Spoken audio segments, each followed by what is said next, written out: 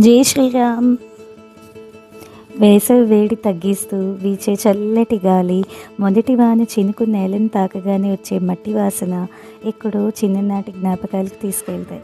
కిటికీలోంచి వర్షాన్ని చూస్తూ ఆస్వాదిస్తూ పానీపూరి తింటూ ఉంటే అది ఒక అద్భుతమైన అనుభూతి కదా.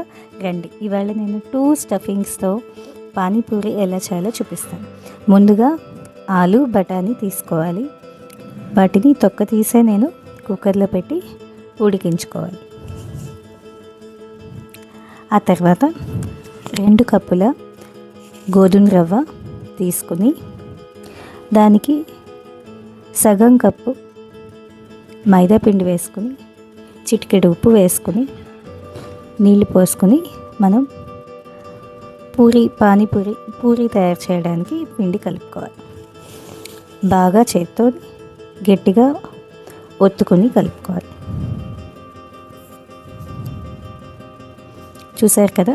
తర్వాత దాన్ని వెంటనే మనం ఒత్తుకోవాలి. ఒత్తుకున్న తర్వాత కట్టర్తో కానీ మూతతో కానీ సమానంగా ఒకే సైజులో వచ్చే విధంగా పూరీలు చేసుకోవాలి. ఆ తర్వాత మూకుడిని స్టవ్ మీద వేడి చేసుకుని నూనె వేడయ్యాక పూరీల్ని వేర్చుకోవాలి.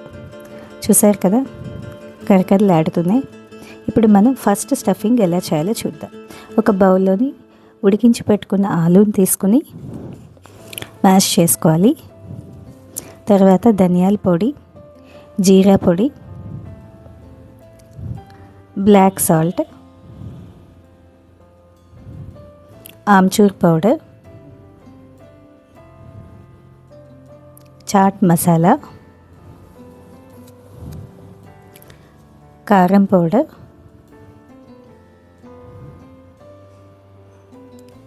ఉప్పు వేసుకుని బాగా కలుపుకోవాలి.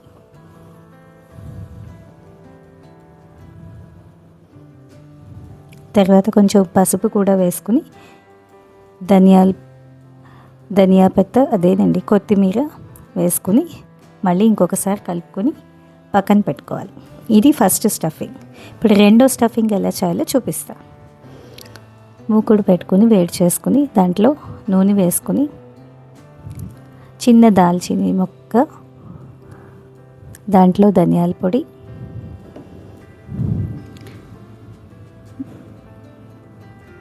మళ్ళీ ఆమ్చూర్ పౌడర్,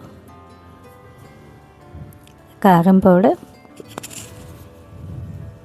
తగినంత వేసుకోవాలి, మీకు మీ టేస్ట్ బట్టి, బ్లాక్ సాల్ట్,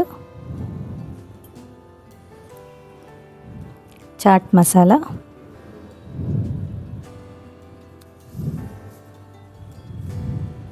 అన్నీ వేసుకుని బాగా కలుపుకోవాలి.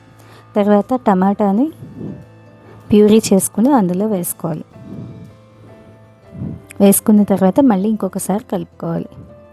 కొంచెం పసుపు కూడా వేసుకోవాలి.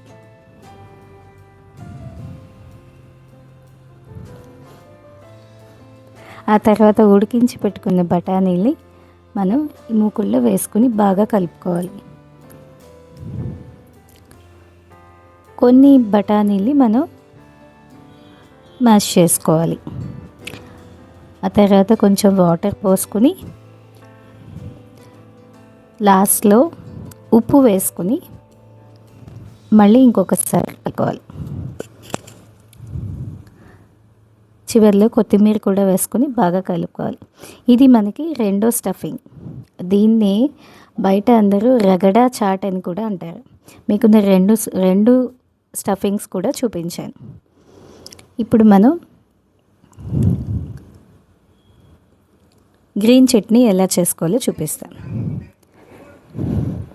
కొత్తిమీర, పుదీనా, అల్లం, పచ్చిమిరపకాయలు వేసుకుని గ్రైండ్ చేసుకోవాలి. గ్రైండ్ చేసుకున్న దాన్ని మనం వడకట్టుకొని నీళ్ళలో కలుపుకోవాలి. ఆ తర్వాత కొంచెం చింతపండు రసం కూడా అందులో వేసుకోవాలి. మీకు ఎన్ని కావాలంటే అన్ని నీళ్ళు కలుపుకోండి. దాంట్లో మళ్ళీ ఉప్పు, కొంచెం కారం, బ్లాక్ సాల్ట్, చాట్ మసాలా వేసుకుని బాగా కలుపుకోవాలి. మళ్ళీ చివరిగా కొత్తిమీర వేసుకుని కలుపుకోవాలి. మనకి ఇది పానీ రెడీ అయిందండి. మనం వేచుకొని పెట్టుకున్న పూరీలు ఉన్నాయి కదా, దాంట్లోని ముందుగా స్టఫింగ్ చేసుకున్న ఫస్ట్ స్టఫింగ్ ఆలూని పెట్టుకోవాలి. తర్వాత రగడా చాట్ని దాంట్లో వేసుకుని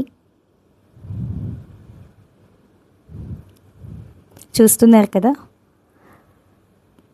మనం తయారు చేసుకున్న పెట్టుకున్న పానీని కూడా అందులో వేసుకుని ఆహా, అది చూస్తుంటేనే నోరూరిపోతుంది. అది తింటే అద్భుతం, అసలు ఎన్నైనా తినాలనిపిస్తుంది కదండి. కదా, నచ్చిందా మీకు? నచ్చితే మీరు కూడా ట్రై చేయండి. లైక్ చేసి షేర్ చేయడం మర్చిపోకండి. కామెంట్ చేయండి, సబ్స్క్రైబ్ చేయండి. Thank you so much.